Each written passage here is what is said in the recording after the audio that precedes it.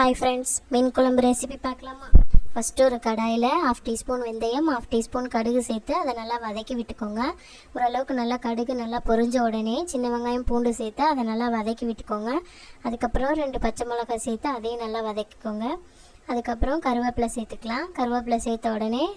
medium சைஸ்ல 2 தக்காளி சேர்த்து அதை நல்லா வதக்கி விட்டுக்கோங்க தக்காளி ஓரளவுக்கு நல்லா வதங்கின உடனே உப்பு கொஞ்சோண்டு சேர்த்து நல்லா வதக்கி விட்டுக்கோங்க தக்காளி ஓரளவுக்கு தொக்கு பதத்துக்கு வதங்கணும் நான் குழம்புக்கு வந்து முரல் மீன் சேர்த்துருக்கேன் வேறு எந்த மீன் குழம்புக்கு நல்லாயிருக்கும் மறக்காமல் கமெண்ட்ஸில் சொல்லுங்கள் உங்களுக்கு எந்த மீன் பிடிக்கும்னு கமெண்ட்டில் சொல்லுங்கள் மசாலா சேர்த்துக்கலாம் உப்பு மஞ்சள் தூள் மிளகாய்த்தூள் குழம்பு மிளகாய்த்தூள் சேர்த்து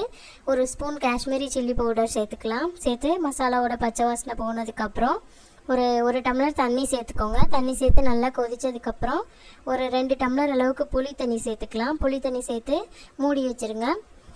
நல்லா கொதித்த உடனே ஒரு 5 மினிட்ஸ் ஓப்பன் பண்ணி நல்லா கொதிக்க விடுங்க குழம்பு ஓரளவுக்கு நல்லா திக்கானதுக்கப்புறம் மீன் சேர்த்துக்கலாம் மீன் சேர்த்து நல்லா ஒரு 5 மினிட்ஸ் நல்லா கொதிக்க விடுங்க